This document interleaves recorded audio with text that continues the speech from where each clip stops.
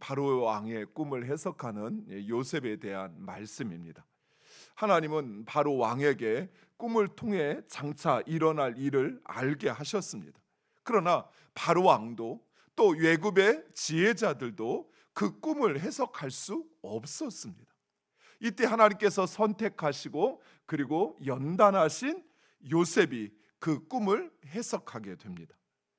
그런데 이런 사건이 후일에도 또다시 반복됩니다. 바벨론의 느부갓네살 왕이 꿈을 꿉니다. 그것은 제국과 열방의 장래에 대한 일이었습니다. 하지만 느부갓네살 왕도 그리고 바벨론의 지혜자도 그 꿈을 해석할 수 없었습니다. 그때 하나님께서 선택하시고 그리고 하나님께서 훈련하신 다니엘이 그 꿈을 해석하게 됩니다. 그리고 두 사건 모두 이 사건의 공로로 인하여 각각 예굽의 총리로 또 바벨론의 온 지방을 다스리는 자로 권세를 얻게 됩니다. 이 두 사건은 서로 다른 시대, 다른 제국을 배경으로 하지만 하나님께서 이방 왕에게 자신의 뜻을 계시하고 그리고 하나님께서 선택하신 사람을 통해 그 의미를 밝히신다는 공통점을 가지고 있습니다. 이 사건들이 우리에게 보여주는 것은 우리 개인의 삶과 또 이 역사의 주도권이 하나님에게 있음을 보여준다 하겠습니다. 사랑하는 성도 여러분, 우리의 인생도 또 한 시대의 흐름도 결코 우연이 아니라는 것입니다. 우리 개인의 삶을 물론이거니와 이 거대한 역사, 우리가 감히 어디서부터 이 일이 시작되었고 이 일을 움직이는 것이 어디로 흘러가는지도 알지 못하는 이 거대한 역사의 주도권이 오직 하나님에게 있다는 사실입니다. 우리가 진정 이 사실을 확신한다면 내가 이 삶의 주인이 되어리고 아둥바둥 할 것이 아니라 주권자 되시는 하나님, 그 하나님께 겸손히 순종해야 할 것입니다. 또한 세상이 아무리 요동친다고 해서 그것으로 인하여 두려워할 것이 아니라 하나님의 그 약속과 말씀을 믿고 우리의 삶의 주인 되시는 하나님, 그 하나님께 우리의 삶을 온전히 맡겨야 한다는 사실입니다. 우리는 우리의 삶에 어떤 일이 찾아오면 우리가 마치 주인이 되려고 하지는 않지만 마치 주인인 것처럼 그 삶 문제의 원인과 또는 그 결과를 스스로 예상하려고 합니다. 그러나 우리 개인의 삶도 우리가 주도하려고 또 우리가 예상하는 그런 결과로 흘러가지 않습니다. 왜냐하면 내가 내 삶의 주인이 아니기 때문에 그렇습니다. 심지어 우리는 우리 마음의 의지조차도 내 뜻대로, 내 원하는 대로, 또 내가 결정한 대로 그렇게 흔들리지 않고 그것을 지속할 수도 없습니다.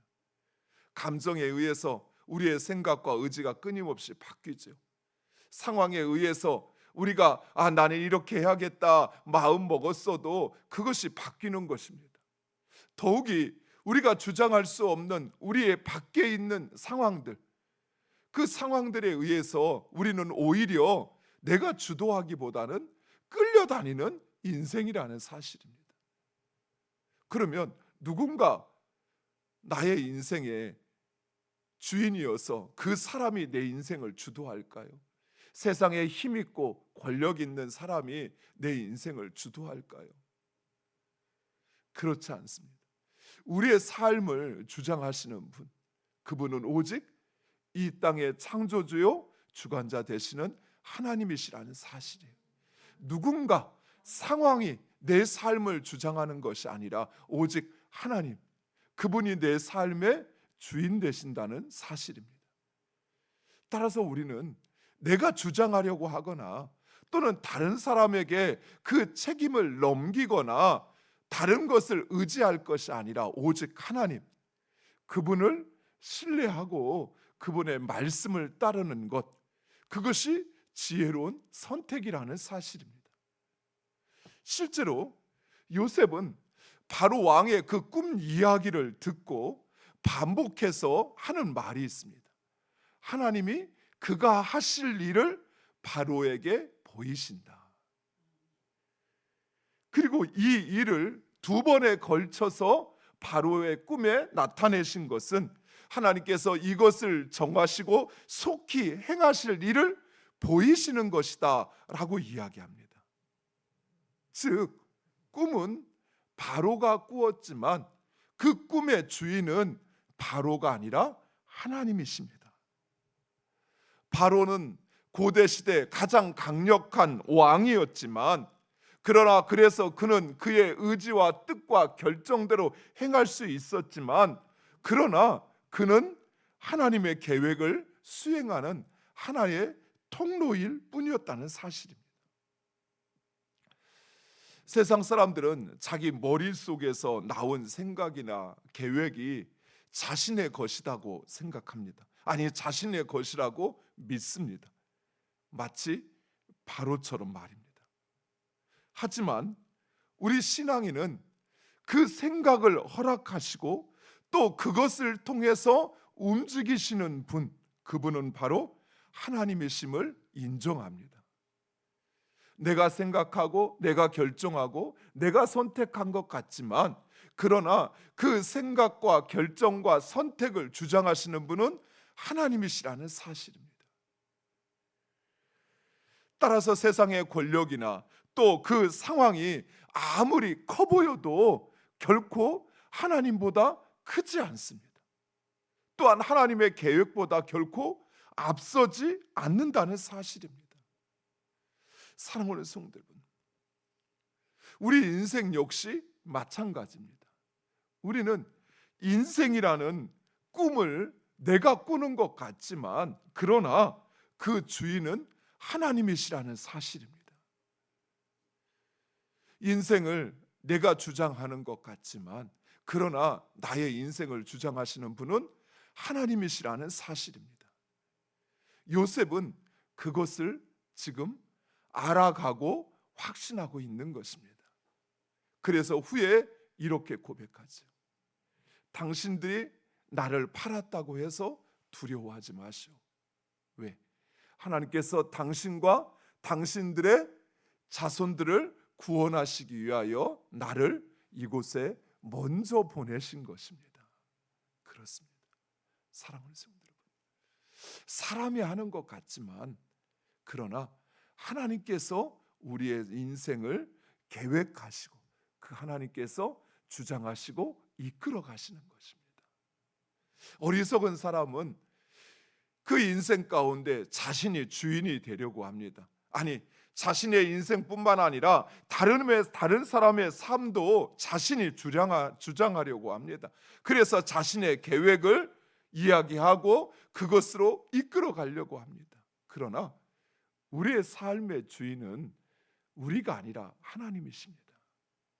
우리가 아무리 좋은 계획을 세운다 한들, 아무리 확실한 계획을 세운다 한들 하나님 막으시면 결코 우리는 우리의 뜻대로 할 수 없습니다. 그래서 우리는 오직 그 하나님을 나의 삶의 주인으로 인정하고, 그리고 그 하나님이 이루 가시는 그 하나님의 뜻과 계획에 순종해야 한다는 것입니다. 사랑하는 성도 여러분, 지금 요셉은 바로 왕에게 바로 그 사실을 이야기하고 있는 것입니다.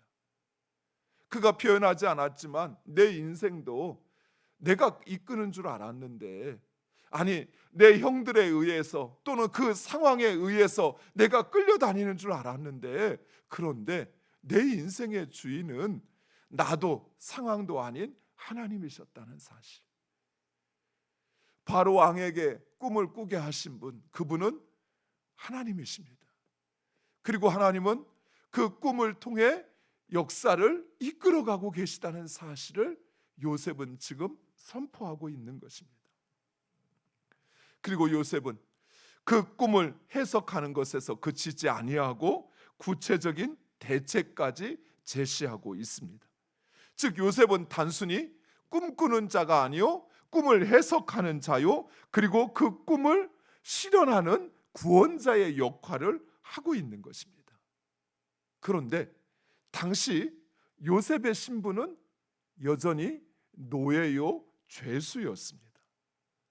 그럼에도 그는 마치 자신이 하나님의 전령인 것처럼 바로의 꿈 너머에 있는 그 하나님의 계획을 선포하고 있다는 사실입니다. 사랑하는 성도 여러분, 하나님을 온전히 의지하는 사람, 그 사람은 자신의 신분이나 자신의 환경에 스스로를 가두지 않는다는 사실입니다. 왜냐하면 우리의 진정한 가치는 세상이 정해준 그 이름표가 아니라 우리를 붙들고 계신 하나님의 손길에 달려있기 때문입니다. 비록 죄수였지만, 비록 노예였지만, 그러나 요셉은 지금 바로 왕과 그리고 그 예굽과 온 사람들이 살 구원의 길을 제시하고 있다는 사실입니다. 왜요? 우리의 삶이 하나님의 손에 달려 있으니까.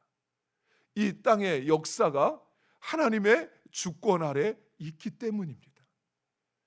환경보다 크신 하나님, 그 하나님을 바라볼 때 우리는 비로소 그 상황의 노예가 아니라 내 삶의 진정한 주인공으로 살아갈 수 있다는 사실입니다. 사랑하는 성도 여러분, 여러분이 여러분의 삶의 주인이 되기를 원하신다면 먼저 하나님의 주인 되심을 인정하시기 바랍니다. 그렇지 않고는 우리는 사람의 영향력에서 또는 그 상황에 끊임없이 제한받을 수밖에 없습니다.